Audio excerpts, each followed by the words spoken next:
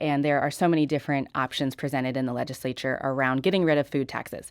What I proposed was actually getting rid of taxes both at the local level and the state level. However, because we know our cities are very dependent on that money, what my bill offered was creating a mechanism within the legislature to open up a fund, and then we could, through appropriations, put that money in there.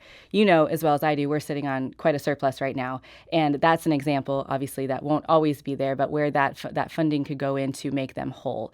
I absolutely would not want to move forward unless we knew that the municipalities were going to be able to continue to function and come up with alternative ways of funding. But we all know that folks are hurting right now, and food is one of those places where, regardless of where you are or who you are, is going to be impacting you. House Democrats like yourselves have often criticized Republicans for cutting taxes and being short-sighted and putting the state's financial future at risk.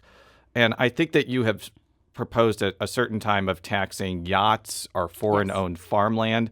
But do you think that that's actually going to be enough to recoup the losses from a grocery tax? Like, I don't know how many yachts are purchased in Missouri, but it doesn't seem like there's enough to, recoup potentially hundreds of millions of dollars. Yeah. The point of that legislation, of course, knowing that it was not going to become law, is having a discussion around the fact that, look, everyday Missourians are struggling with basic needs to get by right now.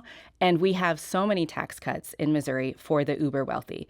And in my time in Jefferson City, they have continued to pass more of them.